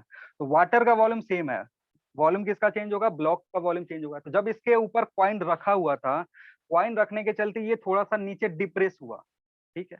जैसे ही कॉइन यहाँ से नीचे आ गया तो कॉइन नीचे आने के चलते इधर कहीं कॉइन आके चला गया, तो यहाँ पे वॉल्यूम इंट्रोड्यूस अब हुआ किसका, कॉइन का, जिसको मैं वॉल्यूम 1 बोल रहा हूँ। ठीक है, अभी कॉइन जब नीचे आया ना तो इसका कुछ वॉल्यूम घट गया, इसका जो वॉल्यूम है वो क्या है, ऊपर चला गया, ऊपर चला गया, मतलब जो वॉल्यूम वाटर में था वो अब कहाँ दिख रहा है, वाटर सरफेस के ऊपर दिख रहा है। अब यहाँ हम दो चीज समझेंगे कि जो वॉल्यूम इंट्रोड्यूस हुआ वो और जो वॉल्यूम बाहर गया वो, उन दोनों में कौन बड़ा है। तो जो वॉल्यूम इंट्रोड्यूस हुआ वो कॉइन का वॉल्यूम है, जो वॉल्यूम बाहर गया वो किसका वॉल्यूम है, ब्लॉक का वॉल्यूम है। अगर इन दोनों वॉल्यूम में कंपेयर करोगे, अगर ये वॉल्यूम ज्यादा है तो एच इंक्रीज होता, अगर ये वॉल्यूम जो इंट्रोड्यूस हुआ है वाटर में अगर वो कम है तो वो एच डिक्रीज होगा। ठीक है, ऐसा एक और प्रॉब्लम है समझना कि एक बोट है, यहाँ पे बोट में एक नेल रखा हुआ है और ये बोट वाटर पे फ्लोट कर रहा है। बोट क्या कर रहा है, वाटर पे फ्लोट कर रहा है। तो जब नेल को उठा करके पानी में गिरा देंगे तो ये हाइट राइज होगा या फॉल होगा, बोलो ये बताओ। जब इस नेल को उठा करके यहाँ रख देंगे तो हाइट राइज होगा या फॉल होगा। सर अगर नेल का वॉल्यूम कम होगा तो डिक्रीज होगा हाइट। अब सोच सकते हो बोट का जो वॉल्यूम है वो नेल का वॉल्यूम कंपेयर कर लो, बोट का वॉल्यूम ज्यादा होगा या नेल यस का सर, तो वॉल्यूम ज्यादा होगा, डिक्रीज तो हाइट डिक्रीज होगा। हाइट डिक्रीज होगा। ठीक है ना, क्योंकि देखो अब नेल को जब रखे थे ना तो जो बोट वॉल्यूम जो बोट वॉल्यूम डिस्प्लेस करेगा ना वो बहुत ज्यादा होगा। बोट क्या करता है, वॉल्यूम ज्यादा डिस्प्लेस करता है। तो एक्चुअली में अब नेल जो है वो बोट के ऊपर रखा हुआ है, तो वॉल्यूम जो डिस्प्लेस हो रहा है वो किसके चलते हो रहा है, वो सीधे बोट के चलते हुआ है। तो बोट का सरफेस एरिया ज्यादा है, वो वॉल्यूम ज्यादा डिस्प्लेस करेगा। लेकिन जैसे इस नेल को हम यहाँ रखेंगे, पानी में रखेंगे, अब वॉल्यूम किसके चलते डिस्प्लेस हो रहा है, अब जो वॉल्यूम डिस्प्लेस हो रहा है वो किसके चलते होगा, नेल के चलते होगा। क्योंकि अब बोट जो वॉल्यूम डिस्प्लेस कर रहा था नेल के चलते वो खत्म हो गया, अब डायरेक्टली खुद नेल अपना वॉल्यूम डिस्प्लेस कर रहा है। बोट ज्यादा वॉल्यूम डिस्प्लेस कर रहा है या नेल वॉल्यूम ज्यादा डिस्प्लेस कर रहा है, बोट ज्यादा कर रहा है, बोट से। बोट ज्यादा कर रहा है। जैसे ही नेल को यहाँ रखोगे तो बोट के चलते जो वॉल्यूम डिस्प्लेस हो रहा था वो कम हो जाएगा, तो वॉल्यूम अगर डिस्प्लेस कम होगा तो ये हाइट क्या होगा, डिक्रीज होगा, यानी बोट क्या होगा, थोड़ा सा नीचे जाएगा। उसी तरीके का सेम प्रॉब्लम ये है, ये बोट की जगह क्या दिया हुआ है तुमको, बोट की जगह यहाँ पे तुमको दे दिया है एक ब्लॉक, ब्लॉक के ऊपर कॉइन रखा हुआ है। तो जब कॉइन रखेंगे ब्लॉक के ऊपर तो जो वॉल्यूम डिस्प्लेस होगा वो ब्लॉक के चलते होगा, और ब्लॉक कॉइन से ज्यादा वॉल्यूम डिस्प्लेस कर रहा है। लेकिन जैसे ही कॉइन नीचे जाएगा अब जो वॉल्यूम डिस्प्लेस होगा वो किसके चलते होगा, कॉइन के चलते। और पहले जो वॉल्यूम डिस्प्लेस हो रहा था उस वॉल्यूम के रिलेटिव में कॉइन के वॉल्यूम जो डिस्प्लेस हो रहा है वो कम है, इसके चलते हाइट में फॉल आएगा।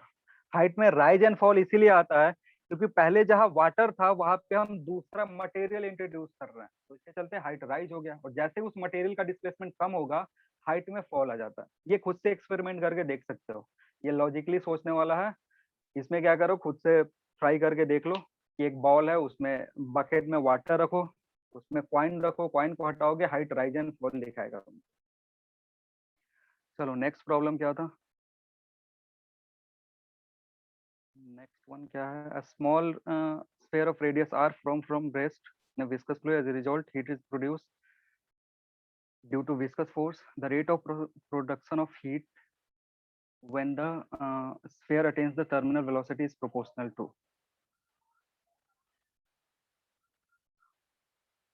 हाँ, यहाँ जो विस्कस फोर्स लग रहा है ना, विस्कस फोर्स का वैल्यू क्या होगा टर्मिनल वेलोसिटी केस में, जो भी लॉस आएगा विस्कोसिटी के चलते, जो भी लॉस आएगा विस्कोसिटी के चलते, उस लॉस के चलते हीट प्रोड्यूस हो रहा है। ये सेम टू सेम फ्रिक्शन वाला है, जैसे फ्रिक्शन के चलते होता था ना, एक मिनट में बता रहा हूँ कहा गया यार, समझो फ्रिक्शन के चलते लॉस हो या फिर विस्कोसिटी के चलते लॉस हो, ये दोनों सेम चीज है। फ्रिक्शन से लॉस देखो या विस्कोसिटी से लॉस देखो वो सेम है।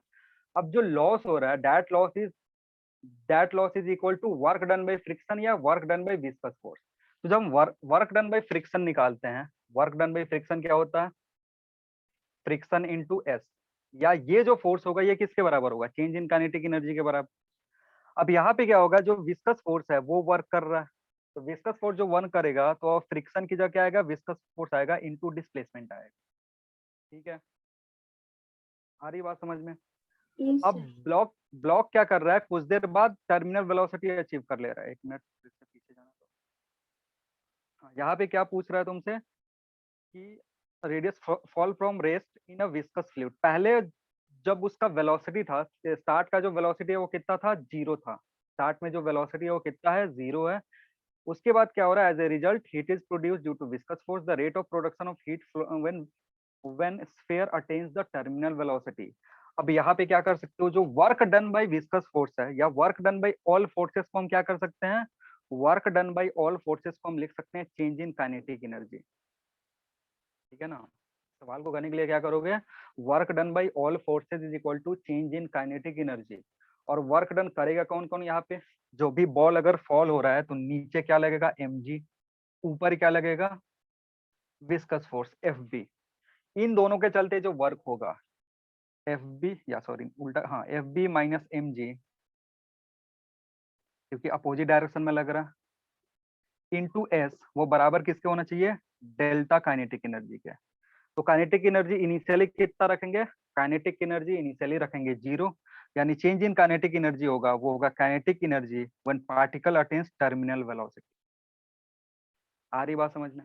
तो ये विस्कस Yes, फोर्स का sir. फॉर्मूला क्या होता है, विस्कस फोर्स का फॉर्मूला बताओ, 6 pi theta r into V, ठीक है, माइनस mg इंटू एस, बराबर किसके होगा, half M V T square. और वी निकालना मैंने बताया है, वी कैलकुलेट करना बताया है तुमको कि टर्मिनल वेलोसिटी कितना होता है, तो उसका फॉर्मूला इधर पुट करोगे। फिर तुम्हें कैलकुलेट क्या करना है, तुम्हें कैलकुलेट करना है कि एनर्जी का लॉस कितना हो रहा है, वो जो प्रोपोर्शनलिटी साइन है वो तुमको कैलकुलेट करना है। तो इस इक्वेशन को सॉल्व करोगे, साइन ऑफ प्रोपोर्शनलिटी दिख जाएगा। ये फॉर्मूला याद होना चाहिए। So r to the power 4 answer r to the power 5 है. क्या दे रहा है, हाँ, तो उसमें आर का पावर कितना आता है, जो भी तुम्हारा वेलोसिटी होता है उसमें कितना पावर होता है, r square. आर स्क्वायर होता है। तो एक आर इधर भी तो है, ये जो आर है इसको नहीं लोगे,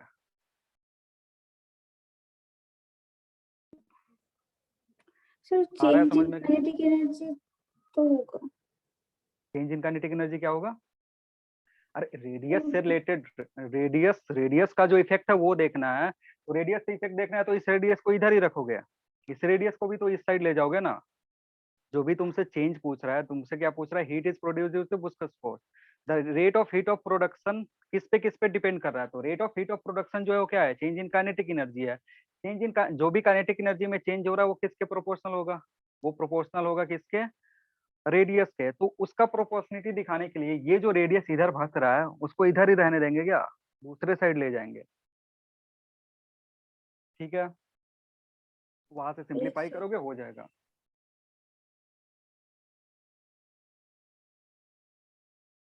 नेक्स्ट क्या है? और भी है क्या, a wind with a speed 40 meter per second blows in a parallel roof house, the area of roof is the assuming the pressure inside house and the force exerted by the roof.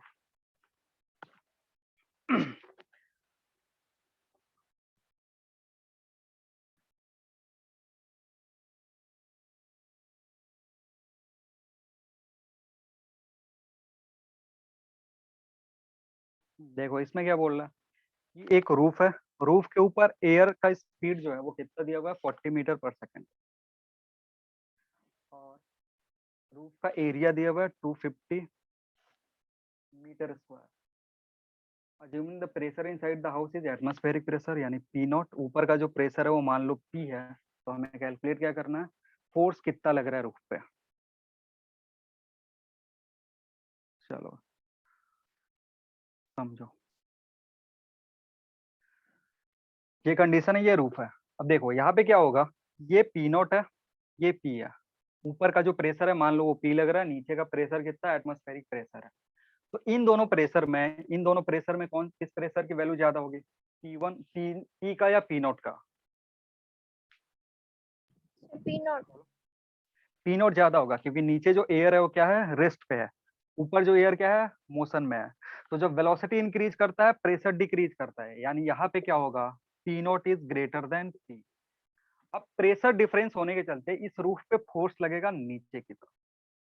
Pressure difference होने के चलते roof पे किधर force लगेगा? नीचे की तरफ, क्योंकि वो सवाल में डायरेक्शन भी तुमसे पूछ रहा है। और जो फोर्स लगेगा वो कितना होगा? Force will be delta P into area. Force जो होगा वो कितना होगा? Force will be delta P into area. जो भी प्रेशर डिफरेंस आ रहा है उसके चलते फोर्स आएगा। तो प्रेशर में डिफरेंस कितना है? Delta P into A. अब डेल्टा पी ये है, तो डेल्टा पी को क्या लिख सकते हो? P naught minus P into A. अब पी नोट माइनस पी का वैल्यू तुमको नहीं दिया हुआ है, पी नोट माइनस पी का वैल्यू नहीं दिया हुआ, कैसे कैलकुलेट करोगे? Bernoulli equation. बर्नौली से। बर्नौली क्या बोलता है? बर्नौली बोलता है कि जो भी प्रेशर P1 जो होगा that will be equal to P1 plus 1/2 rho V1 square बराबर होगा P2 प्लस 1/2 रो V2 स्क्वायर। ठीक है, अब एक को P नोट मान लो, इसको P नोट अगर मान रहे हो तो यहाँ की वेलोसिटी कितनी है? 0 है, तो ये 0, ये टर्म गायब हो गया। P2 की जगह क्या? जगह क्या दिया हुआ है तुमको? तो P note minus P will be half rho V square. इसको यहाँ रख दो, तो फोर्स कितना होगा? Force will be half rho V square. ठीक है, एयर के लिए जो डेंसिटी है वो पुट कर दो। वेलोसिटी तुमको दिया हुआ है 40, एरिया भी तुमको दिया हुआ है। फिर जो फोर्स चल लग रहा है वो पता चलेगा, और किधर की तरफ लगेगा? ऊपर से नीचे या नीचे से ऊपर? सर अगर पीनट ज्यादा होगा तो फोर्स तो ऊपर सर नीचे से ऊपर लगेगा। क्या लगेगा? हाँ, नीचे नीचे से से ऊपर। ऊपर। इसको चेंज करो डायरेक्शन, ऊपर की तरफ फोर्स लगेगा। तो अपवर्ड होगा, अपवर्ड वाला 2 ऑप्शन है, नीचे वाला बस इसको सिंप्लीफाई करने से जो ऑप्शन आएगा 3 या 4 में से टिक कर दो। और कुछ है? एक सवाल और किसी ने भेजा था, 1 मिनट रुक जाओ।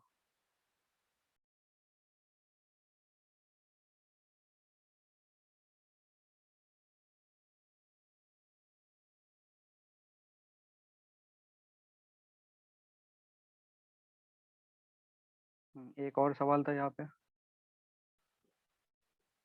ये मैं बता रहा हूँ, तुम लोग खुद ट्राई करो थोड़ा देर के लिए, फिर मैं solid sphere of mass m and radius r। लिखो, सवाल लिख लो। Solid sphere of mass m, आवाज आ रही है ना? यस। लिखो, solid sphere of mass m and radius r।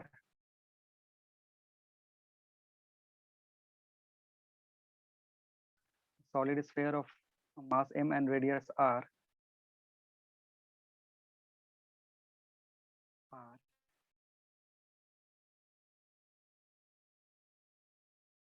comma a spherical portion, a spherical portion, a spherical portion of radius r by 2, a spherical portion of radius r by 2,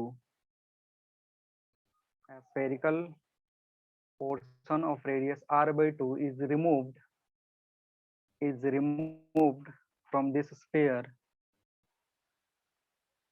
A spherical portion of radius r by 2 is removed from this sphere as shown in figure, as shown in figure.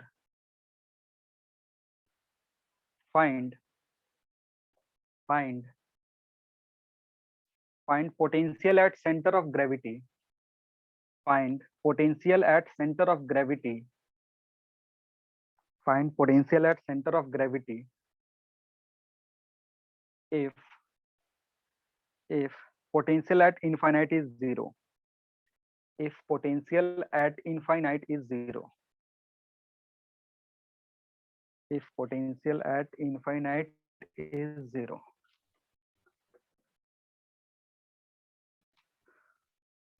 ये diagram है तुम्हारा, ये solid sphere है, इसमें से ये portion remove कर दिया गया।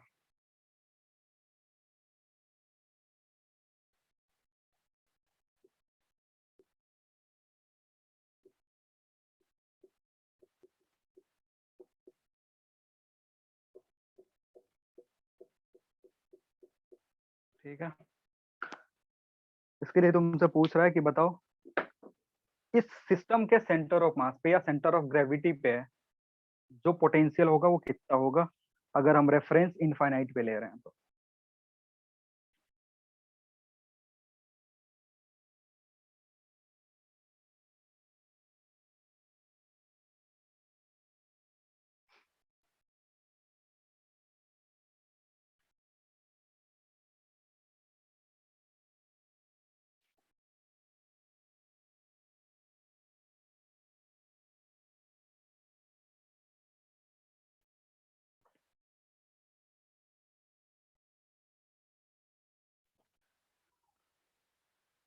सवाल समझ में आ गया? हाँ सर। चलो अब देखो, इसको करने के लिए सबसे पहला जो तुम्हारा काम होगा वो पता करना होगा कि इसका सेंटर ऑफ ग्रेविटी कहाँ होगा। आप सेंटर ऑफ ग्रेविटी कैसे निकालोगे? सेंटर ऑफ ग्रेविटी इसका निकालने के लिए हमारे पास फॉर्मूला है एक्ससीएम वाला कि m1x1 plus m2x2 divided by m1 plus m2। ये कब यूज होता है? जब दो मासेस रखी हुई हैं, उसका सेंटर ऑफ मास निकालना है। लेकिन यहाँ पे क्या है ना, थोड़ा सा उल्टा है। यहाँ पे ये मास रिमूव किया गया हुआ है, तो अगर मास रिमूव किया गया हुआ तो यहाँ प्लस की जगह माइनस आता है। अगर मास को हम रिमूव करते हैं तो क्या करते हैं? प्लस की जगह माइनस लगाते हैं। अब इस फॉर्मूला को यूज करके हम सबसे पहले पता करेंगे कि इसका सेंटर ऑफ ग्रेविटी कहाँ होगा, इस पूरे सिस्टम का सेंटर ऑफ ग्रेविटी कहाँ होगा, और उस पॉइंट पे पोटेंशियल हमें कैलकुलेट करना है। क्लियर है? तो m1 की जगह क्या रखोगे? m1 की जगह रखोगे इसका टोटल मास। इसका टोटल मास कितना है? m है। इसका टोटल मास कितना है? m है।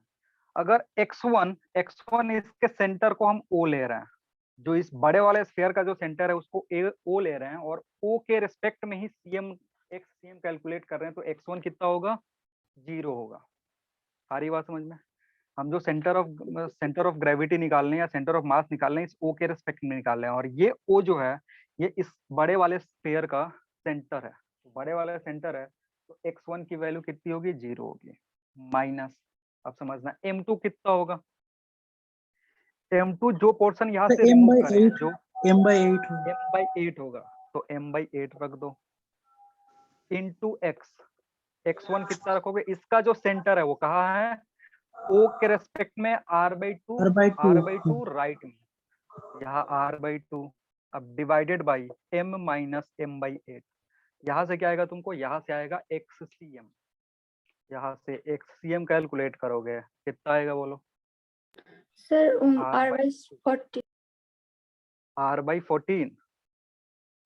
तो Yes, sir. r/14। अब r/14 कहने का मतलब, सॉरी ये माइनस में भी आएगा। r/14 माइनस कहने का मतलब कि इस सेंटर से इधर कहीं बनेगा इसका xcm। xcm किधर होगा? यहाँ पे कहीं होगा। और इस पॉइंट पे तुमको क्या कैलकुलेट करना है? इस पॉइंट पे पोटेंशियल कैलकुलेट करना है। तो इस पॉइंट पे जो पोटेंशियल होगा वो दो सिस्टम के चलते होगा। किसके चलते? एक v1 पूरे स्फीयर के चलते, माइनस v2। प्लस नहीं लिख रहा है क्योंकि ये जो पोर्शन है ये क्या कर दिया गया? रिमूव कर दिया गया है। अगर इसके चलते जो बड़ा वाला स्फीयर है अगर वो होता, उसके चलते यहाँ पे पोटेंशियल कितना होता? v1। जो स्फीयर हमने रिमूव किया, जो स्फीयर हमने रिमूव किया उसके चलते पोटेंशियल क्या होगा? डिक्रीज होगा। इसलिए क्या लिख रहे हैं? माइनस v2 लिख रहे हैं। आ रही है बात समझ में? Yes sir. तो इस सवाल को करने का तरीका क्या होता है कि मान लो जब स्फीयर टोटल स्फीयर था, मतलब कोई पोर्शन उससे हम रिमूव नहीं करे थे, ये पूरा का पूरा स्फीयर था, ठीक है, ये इसका सेंटर था। तो इस बड़े वाले स्फीयर के चलते इस पॉइंट पे पोटेंशियल कितना है? v1 है, वो v1। लेकिन एक्चुअली में ये स्फीयर नहीं है हमारे पास, इसका कुछ पोर्शन क्या हुआ है? रिमूव किया गया है। तो अगर रिमूव कर रहे हैं तो इस रिमूव्ड पोर्शन के चलते, अब इस रिमूव्ड पोर्शन के चलते इस पॉइंट पे जो पोटेंशियल आएगा वो v2 है, ठीक है ना। और एक्चुअली ये रिमूव पोर्शन, इसलिए प्लस नहीं करेंगे, क्या करेंगे? माइनस करेंगे। तो जो फॉर्मूला होगा वो क्या आएगा? v1 माइनस v2 आएगा। क्लियर है? आ रही है बात समझ में? एक तरीके से ये सुपर पोजिशन वाला केस है। सुपर पोजिशन हम वेक्टर के लिए लगाते हैं, लेकिन यहाँ पे थोड़ा सा समझने के लिए कि मान लो अगर स्फीयर पूरा होता तो सेंटर ऑफ ग्रेविटी जो अभी आ रहा है वो उस पर कितना होता? v1। जब हमने रिमूव करा, उस रिमूव का कंट्रीब्यूशन कितना है, उस कंट्रीब्यूशन को अगर हम घटा ले तो हमें पोटेंशियल पता चल जाएगा। आ रही बात समझ में? तो तुम्हारा काम है यहाँ v1 निकालना, नेक्स्ट काम है v2 निकालना। तो अगर V1 कैलकुलेट करते हो, ये बड़ा सा स्फेयर, इस स्फेयर का सेंटर ये, लेकिन हमें निकालना है यहाँ पे, ये डिस्टेंस तुमने कैलकुलेट करके रखा हुआ, ये डिस्टेंस कितना आया, r/14 आया, ठीक है। तो V बताओ, V इनसाइड स्फेयर कितना होता है, पोटेंशियल इनसाइड स्फेरिकल मास कितना होता है, वैल्यू याद है किसी को? किसी भी स्फेयर के इनसाइड में कितना होता है, भूल गए हो? gmr/r²। और चूंकि हमने इनफाइनाइट पे 0 लिया है, इसलिए V1 जब कैलकुलेट करोगे, V जब कैलकुलेट करोगे, इनसाइड में तो क्या रखोगे, माइनस रखोगे। सवाल में साफ साफ दिया हुआ है कि जो भी रेफरेंस है वो हमने कहा लिया हुआ है, रेफरेंस लिया हुआ है इनफाइनाइट पे। तो अब तुम्हें कितना डिस्टेंस पे निकालना है, r/14 पे, तो -gm r/14 इंटू r², इसको सिंप्लीफाई करोगे तो है -gm/r, सॉरी नीचे r आएगा, नीचे 14r, ये तुम्हारा V1 हो गया। V1 इस बड़े स्फेयर के चलते यहाँ पे। नेक्स्ट काम क्या है, V2 कैलकुलेट करना। तो V2 जब कैलकुलेट करोगे,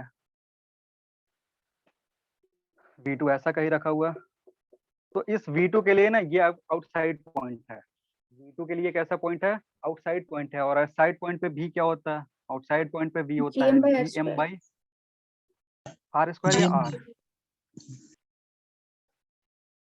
माइनस होगा, क्योंकि अगेन जो हमने रेफरेंस लिया वो कहाँ पे लिया, इन्फिनिटी पे लिया हुआ। तो gm/r, अभी r की वैल्यू कितना पुट करोगे, r की जो वैल्यू होगी वो सेंटर से मेजर करते हैं, तो r की जो वैल्यू है, स्मॉल r की वैल्यू है, वो पुट करेंगे r/2 होगा।